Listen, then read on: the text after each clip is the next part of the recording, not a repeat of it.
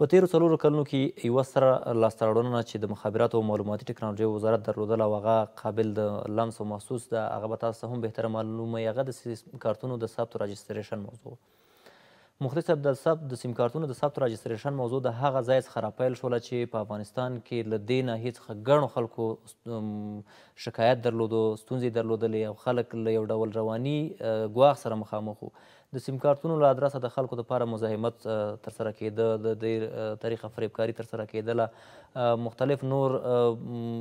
غیر قانوني کړنې ترسره کېدلې. بیا د مخابراتو او معلوماتي ټکنالوژۍ وزارت چې کله نوې رهبري منځته راغله له فتحې څخه وروسته د ولس څو مهمې اساسي غوښتنې وې په افغانستان کې د مخابراتو او معلوماتي ټکنالوژۍ وزارت نه، چې یو په هغې کې د سیم کارتونو د ثبت راجستر موضوع وه، د قیمتونو موضوع وه، لرو پرتو سیمو ته د مخابراتي خدماتو د رسولو موضوع وه. د مخابراتو او معلوماتي ټکنالوژۍ وزارت وتوانېده چې د یوه جامع طرزالعمل په جوړولو سره چې مخابراتي شرکتونو سره یې شریک او د هغې په طریق باندې په افغانستان کې د سیم کارتونو د ثبت راجستر پروسه په صحیح او کلي معنا باندې دغه پروسه مدیریت کړي او وکولی شي په افغانستان کې دا پروسه په ډېر ګړندي او ښه شکل باندې تعقیب کړي او په افغانستان کې هغه ستونزه او هغه شکایت چې له دې ناحیې څخه ولس درلوده هغه هم رفع شي. له پیل څخه تر دې دمه پورې د مخابراتو او معلوماتي ټکنالوژۍ وزارت توانېدلی په ټول افغانستان کې ګرد افغانستان کې تقریبا د 26 میلیونو فعالو سیم کارتونو له ډلې څخه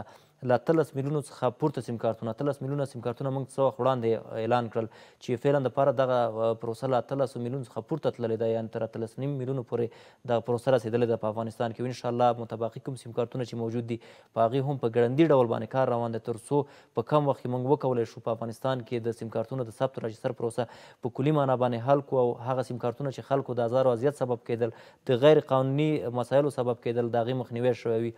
له دې څخه سره یو حیثیتي موضوع هم وه چې کله چې به یو بهرنی افغانستان ته راغی نو هغوی کولی شول چې په ډېر عادي ډول د سړک له سر څخه سیم کارت ترلاسه کړي، هر ډول استفاده چې ترې وکړي نو هغې څخه وروسته سیم کارت بېرته وغورځوي یا نوی سیم کارت بېرته په 10 افغانۍ ترلاسه کړي. اوس به په افغانستان کې هر هغه څوک چې سیم کارت ترلاسه کوي هغه باید طرزالعمل په اساس باندې ترلاسه کړي او له هغې څخه استفاده وکړي او بیا څوک چې له دې سیم کارت څخه استفاده کوي هغه استفاده کوونکی مکلف دی چې د دغه سیم کارت هغه مسؤلیت ورته ور وګرځي. بل په دې کې هغه څوک چې د تضمین په شکل باندې یو څوک سیم کارت ترلاسه کوي په افغانستان کې، یعنی هر هغه چاته چې څوک تضمین کوي، فرضاً زه تاته د سیم کارت تضمین کوم چې تاته سیم کارت اخلم، که هر ډول استفاده وشوله د سیم کارت څخه مخلص صاحب ته هر ډول استفاده وکړله ضمانت ما کړی دی، یعنی مسؤلیت یې ما ته راګرځي، نو په دې کې ډېر زیات مزایاوې دي چې دغه قانوني برخې ته راوګرځي.